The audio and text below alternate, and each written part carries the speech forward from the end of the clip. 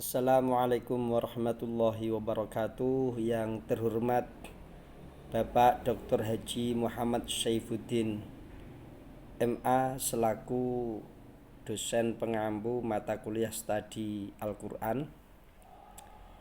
Langsung saja dalam kesempatan ini kami berterima kasih kepada Bapak dosen yang selama ini sudah membimbing dan mengampu mata kuliah studi Quran dengan baik. Dan dalam hal ini terkait dengan tugas akhir semester mata kuliah studi Quran, kami atau saya Iftahul Farokhil Anam akan menjawab beberapa pertanyaan yang diberikan oleh Bapak dosen. Yang pertama adalah apakah Al-Quran itu qadim? Memang betul Al-Quran adalah qadim. Al-Quran ini bukan makhluk. Al-Quran adalah kalam Allah. Dan kalam Allah adalah sifat Allah. Dan sifat Allah ini bukan makhluk Allah. Karena kalamullah adalah sifatun qadimatun. Sifat qadimatun yang dahulu tanpa permulaan, tanpa pengakhiran. Azaliyatun qaimatun bidzatihi ta'ala bila sautin wala harfin wala taqdimin wala ta'khirin.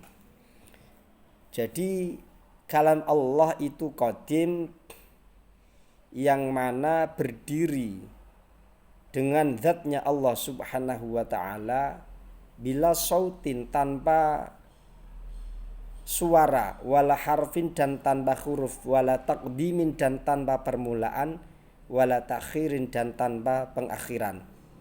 Itu karakteristik daripada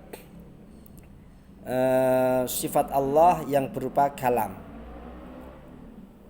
Makanya dari beberapa keterangan sangat seperti halnya dikatakan Mu'tazilah, menurut Ahlus Sunnah wal Jamaah sangat menyalahkan pendapat Mu'tazilah yang berpendapat bahwa kalamullah adalah baru atau makhluk atau hadis. Karena kalamullah ini adalah sifat yang ada pada Allah. Dan qadimatun yang dahulu, tidak ada yang mendahului dan juga tidak ada permulaan. Kalamullah tidak memakai suara dan juga tidak pakai huruf. Akan tetapi kalamullah dapat malfudun bil alsun, dapat diucapkan dengan lisan seperti yang kita ucapkan pada saat ini. Maktubun bis suhuf, dan tertulis di mushaf, di lembaran-lembaran. Mahfudun fis sudur, dan dijaga atau dihafalkan di dalam dada. Artinya kalamullah hakikatnya adalah qadim, yang mana itu sudah ada sejak zaman azaliyah. Sejak zaman azaliyah. Dan terkadang persepsi yang memberikan pemahaman bahwa Al-Quran adalah baru, mereka punya persepsi adalah mushaf atau Al-Quran yang mereka pegang. Tapi hakikat yang ada di dalam mushaf Al-Quran itu adalah kalamullah yang sudah ada sejak zaman azali. Seperti halnya dalil dalam surat Al-Quran, dalam Al-Quran surat Al-Mujadilah ayat 8, wa yaquluna fi anfusihim laula yu'adzibunallahu bima naqul. Dan mereka mengatakan dalam diri mereka sendiri, mengapa Allah tidak menyiksa kita atas apa yang kita katakan itu.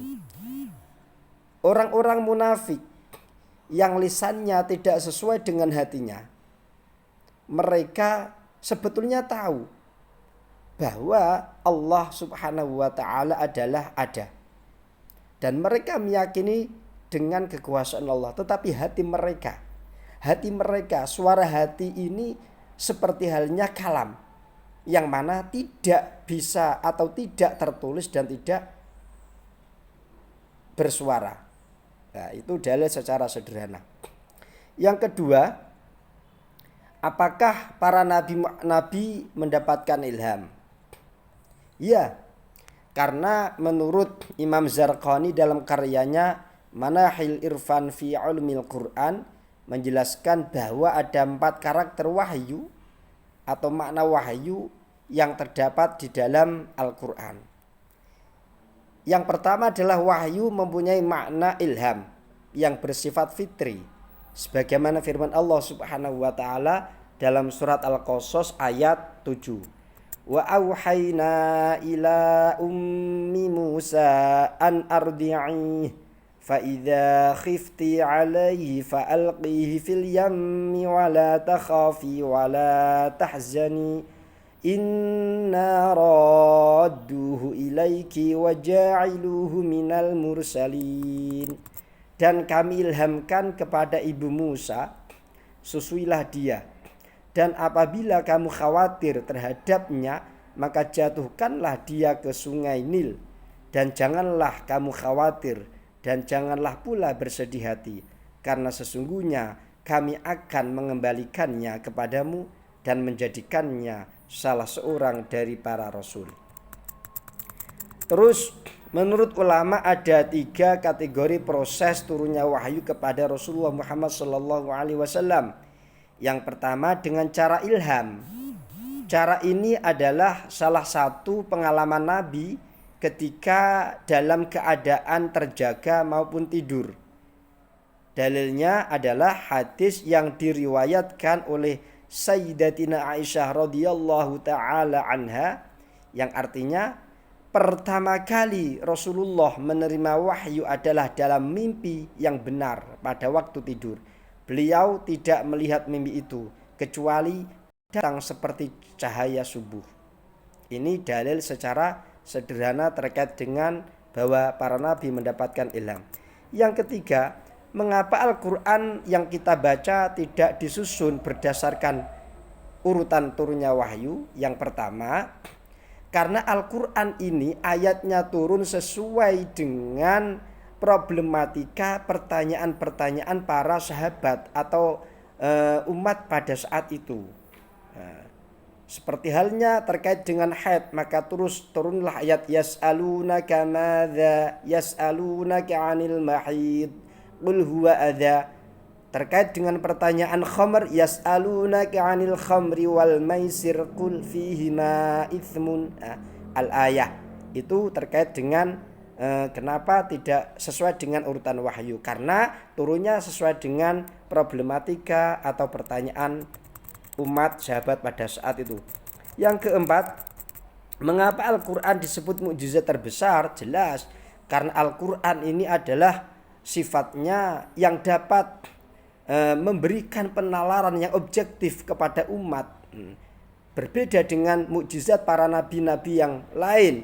Mukjizat nabi yang lain bersifat hissi, hanya bersifat sesuatu yang dapat dilihat oleh indrawi, dijangkau oleh indrawi. Tetapi kalau mukjizat Al-Quran adalah walaupun tidak ditunggui oleh Rasulullah, tetapi dapat memberikan penalaran yang objektif terhadap realita atau kekuasaan Allah Subhanahu wa taala.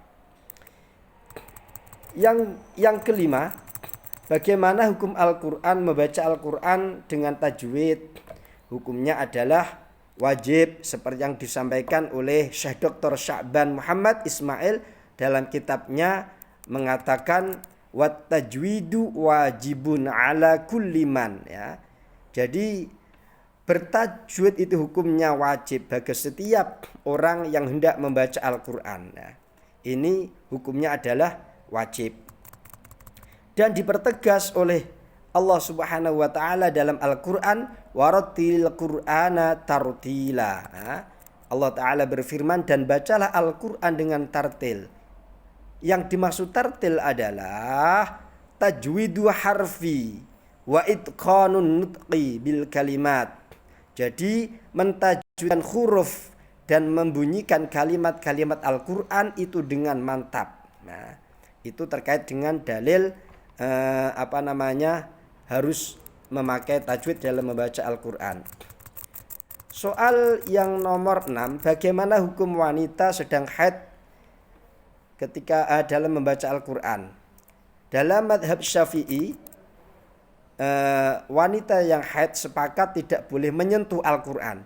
Adapun masalah membaca, jumhur ulama berpendapat bahwa membaca Al-Qur'an bagi haid, orang yang haid, hukumnya adalah haram, kecuali membaca Al-Qur'an dengan hajat atau dengan ada kebutuhan, seperti halnya membaca Al-Qur'an dengan niatan doa, dengan berniat zikir kepada Allah, maka itu diperbolehkan.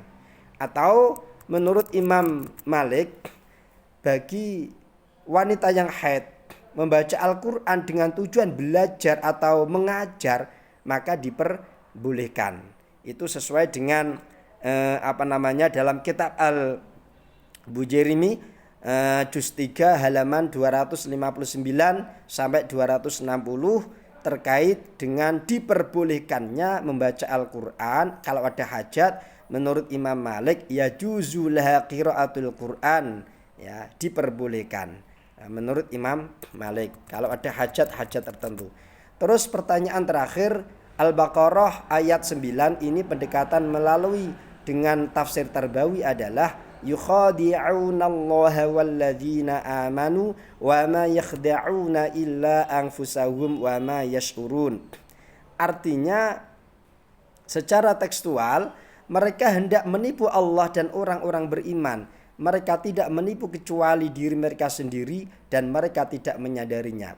Kalau kita kontekstualkan dengan pendekatan tafsir Tarbawi adalah di dalam pendidikan moral, di dalam pendidikan yang ada di